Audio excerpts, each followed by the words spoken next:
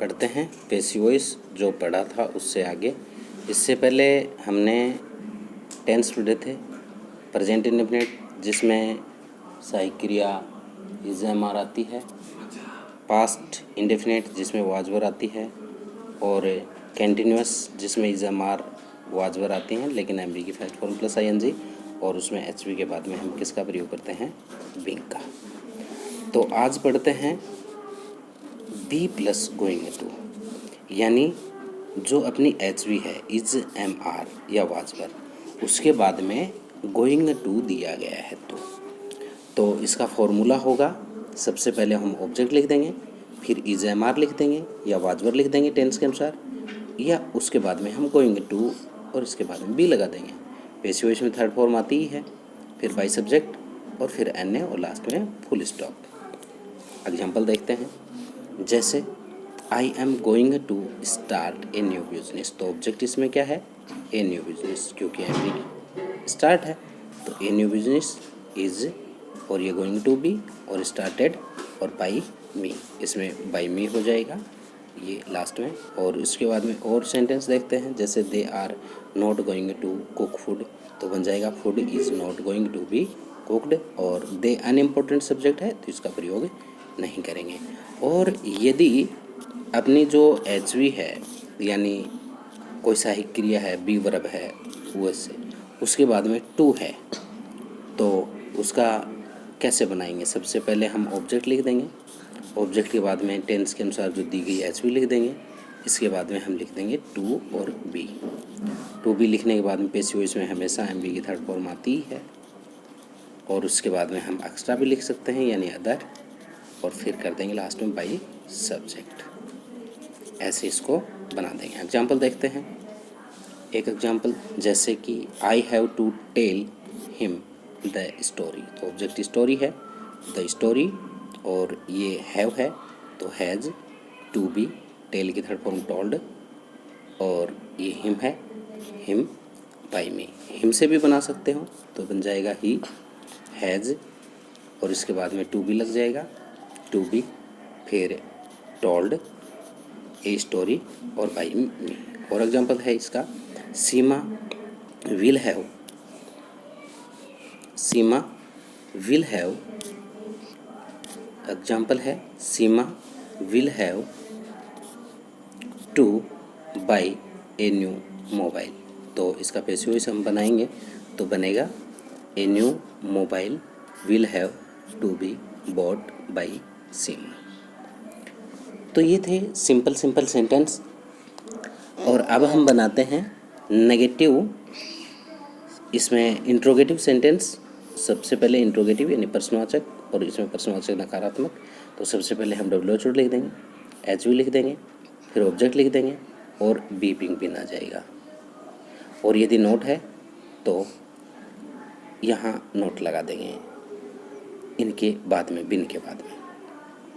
फिर passive voice में M B की थर्ड फॉर्म आती है, फिर एक्स्ट्रा यानी अदर लिख देंगे, बाई सब्जेक्ट लगा देंगे और लास्ट में प्रश्नवाचक चिन्ह लगाना न भूलें। एग्जाम्पल देखते हैं इसका एक कोई, हम जैसे डज सी राइट हिम, तो ऑब्जेक्ट इसमें हिम है, एक वचन है, प्रेजेंट इंडेफिनिट टेंस है, डज है, तो एक वचन के साथ इसमें सहायक क्रिया जैसे कि हमने सिंपल में देखा था इज एम आर आएगी तो इज आ गई। फिर हिम को इधर लाएंगे, ही हो गया, फिर बी बिंग बिन का प्रयोग करते नहीं है, राइट की थर्ड फॉर्म रिटर्न होती है, और बाई हैर, सी का ऑब्जेक्ट हैर। इसी प्रकार से why will Reena not teach him, ये हिम इसमें ऑब्जेक्ट है, इधर लाएंगे तो ये ही होगा, लेकिन वाई है तो डब्ल्यू एच लगा देंगे, फ्यूचर इंडेफिनिट है विल, और यही, और इसमें नोट है तो नोट भी, टीच की थर्ड फॉर्म टॉट और बाई रीना। एग्जाम्पल और है, how did they decorated their house, तो हाउ, और ये डिड पास्ट इंडेफिनिट का है तो वाज, और ऑब्जेक्ट इसमें देयर हाउस है, their house, be being been का प्रयोग करेंगे नहीं, डेकोरेटेड और बाई देम आएगा नहीं क्योंकि अनइम्पोर्टेंट सब्जेक्ट है। इसी प्रकार से यदि वाक्य है वो हु से शुरू हो, बहुत ही इंपॉर्टेंट सेंटेंस होते हैं हु के, हु को हम बाई हुम में बदल देते हैं, क्योंकि हु सब्जेक्ट पूछता है, सब्जेक्ट को ऑब्जेक्ट में बदलते हैं तो बाई लगाते हैं, तो हुम है वो ऑब्जेक्ट पूछता है, इसके बाई लगा देंगे। और इसके बाद में HV लिख देंगे, फिर ऑब्जेक्ट लिख देंगे, फिर बिन का प्रयोग टेंस अनुसार नियमानुसार कर देंगे जो हमने पहले पढ़ लिए हैं, फिर MV की थर्ड फॉर्म और एक्स्ट्रा लास्ट में साइन ऑफ इंट्रोगेशन प्रश्नवाचक चिन्ह लगा देंगे। एग्जाम्पल हु डिड इट, तो हु को हमने बदल दिया बाई हुम में, पास्ट इंडेफिनिट है, ऑब्जेक्ट इट है तो वाज एक वचन के लिए वाज इट और डू की थर्ड फॉर्म होती है डन। इसी प्रकार से who will teach you in the first period, तो ऑब्जेक्ट इसमें यू है, हु को बदल देंगे बाई हुम में, फ्यूचर इंडेफिनिट है will, object you. Future indefinite में बी का प्रयोग करते हैं, बी टीच की third form taught in the first period. Who is going to bring food, तो बन जाएगा हु को बदल देंगे बाई हुम में, इज ऑब्जेक्ट है food, going to be brought. इस प्रकार से हम इसको बना देंगे आराम से। हाँ, अभी यदि वाक्य अपना होम से शुरू है, किससे शुरू है, होम से, तो होम को हम बदल देंगे होम में, फिर HV लिख देंगे और होम के वाक्य में ऑब्जेक्ट नहीं लिखते हैं तो ऑब्जेक्ट होता भी नहीं है तो भी नहीं लिखेंगे। फिर टेंस के अनुसार बिन का प्रयोग कर देंगे, पैसिव वॉइस की थर्ड फॉर्म आनी ही है, बाय सब्जेक्ट और एक्स्ट्रा को पहले और बाद में भी लिख सकते हैं, जैसे whom will you tell the story, तो इसमें इसको ऑब्जेक्ट लेंगे नहीं हम। हु विल फ्यूचर इंडेफिनिट है, बी नोट होता तो यहाँ बीच में लगा देते, टेल की third form told the story by you. Whom did they call full, तो बनेगा हु वाज कॉल्ड फुल। आराम से बना देंगे। यदि इस प्रकार के और भी हैं WH वर्ड, जैसे वोट है और उसमें ऑब्जेक्ट नहीं है, तो इसी प्रकार से उनके वाक्य बनेंगे, जैसे what are you doing now, तो बनेगा व्हाट प्रेजेंट कंटिन्यूस है, इज बिंग लगा देंगे, डू की थर्ड फॉर्म डन, नाउ और यू है ये बाई यू में, लास्ट में sign of interrogation. What did she do here, तो व्हाट डिड है तो वॉज, डू की third form done, here by you. इस प्रकार से ये बन जाएगा। अब देखते हैं इम्पेरेटिव सेंटेंस। इम्पेरेटिव सेंटेंस वो होते हैं जिनमें HV और सब्जेक्ट नहीं होता है, तो इनका बनाने का सूत्र है, यदि ऑब्जेक्ट है तो लेट लगा दो, फिर उस ऑब्जेक्ट को लिख दो, बी लिख दो, MV की थर्ड फॉर्म और एक्स्ट्रा, बस। और ऑब्जेक्ट नहीं है तो ये सूत्र लागू नहीं होगा। जैसे ओपन द डोर, तो let the door be opened, और do it let it be done, don't make a noise let a noise not be made. और यदि ऑब्जेक्ट है और नहीं भी है, ऐसी सूरत में हम भावानुसार पैसिव वॉइस बना सकते हैं, यदि नहीं है तो बनाना ही है और है तो भी बना सकते हैं। भाव जैसे यदि प्रार्थना का भाव है तो हमें लिखना है यू आर रिक्वेस्टेड टू, और इसमें प्लीज और काइंडली आएगा, उसको हटा देंगे। ऑर्डर है आदेश, तो यू आर ऑर्डर्ड टू, और सलाह है तो you are advised to, suggested to.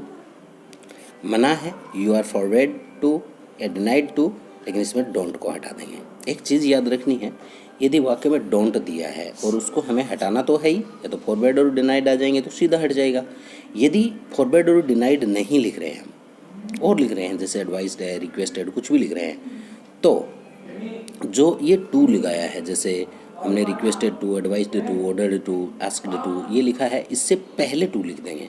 और इनके अलावा कोई भी भाव है तो हम यू आर आस्क्ड टू कर सकते हैं। एग्जाम्पल देखते हैं, जैसे डोंट अब्यूज मी बनेगा you are forbade to abuse me, और यदि हम फॉरबेड नहीं लिखें, बनाएं you are asked not to abuse me. इस प्रकार से भी हम इसको बना सकते हैं। और वाक्य देखते हैं, डोंट वेस्ट योर टाइम, तो you are advised not to waste your time, या फिर यू आर डिनाइड या you are forbade to waste your time. Open the door जो पहले भी बनाया था, let the door be opened, ऐसे भी बना सकते हैं।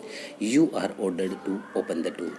Please give me some waters, तो प्लीज़ का इलाज ही रिक्वेस्टेड होता है, तो यू आर रिक्वेस्टेड टू और प्लीज़ हट जाएगा, give me some water. Please don't sit by me, तो इसमें प्लीज़ का रिक्वेस्ट ही इलाज होता है, लेकिन डोंट का यदि हम फॉरवर्ड और डिनाइड लिखें तो इसका क्या इलाज करें। तो सीधी सी बात है, यू आर रिक्वेस्टेड और इसके बाद में हम नोट टू लगा देंगे और सिट बाई मी हो जाएगा। नोट और भी वाक्य देखते हैं दूसरे इसमें, जैसे इट इज़ टाइम है ये, और इट इज़ से शुरू वाक्य है और उसके बाद में टू लगा हुआ है और क्लोज द डोर यानी ऑब्जेक्ट दिया हुआ है, तो बन जाएगा इट इज़ टाइम को सीधा लिख देंगे, फिर फॉर लगाकर ऑब्जेक्ट लिख देंगे फॉर द शॉप और यहाँ टू भी कर देंगे क्लोज्ड। जैसे there is no milk to waste, तो इसमें ऑब्जेक्ट है ही नहीं, तो there is no milk to be waste. यदि लेट से शुरू वाक्य ऑलरेडी लेट दिया गया है वाक्य में, तो हम लेट लिख देंगे, ऑब्जेक्ट लिख देंगे, बी लिख देंगे, एम बी की थर्ड फॉर्म आएगी और इस लेट के बाद में हमेशा ऑब्जेक्ट होता है। उसी ऑब्जेक्ट को इनडायरेक्ट ऑब्जेक्ट होगा, उसको हम बाई ऑब्जेक्ट जो है वो उससे पहले बाई लगा देंगे, वही लिख देंगे और एक्स्ट्रा लिख देंगे। यहाँ बाई सब्जेक्ट इसलिए नहीं लिखा क्योंकि गलती से हम ऑब्जेक्ट को सब्जेक्ट में ना बदल दें। जैसे लेट मी है टीच इंग्लिश, तो बनेगा let English be taught by me, तो बाई सब्जेक्ट लिखने से गलती से बाई आई नहीं करते हैं। Don't let Sunita read this letter, तो let not this letter be read by Sunita. और लेटेस्ट का वाक्य है तो हम सीधा बना देंगे, इसमें या तो इसको बना सकते हैं we are advised to, we are suggested to, या फिर ऑब्जेक्ट लिखकर शुड भी लगा देंगे। जैसे लेट्स हेल्प द पुअर, तो the poor should be helped, या we are advised to help the poor. Video कुछ ये लंबा हो रहा है, तो एक वीडियो और स्पेशल सेंटेंस का हम लेके आएंगे। उम्मीद है सभी को समझ में आया होगा।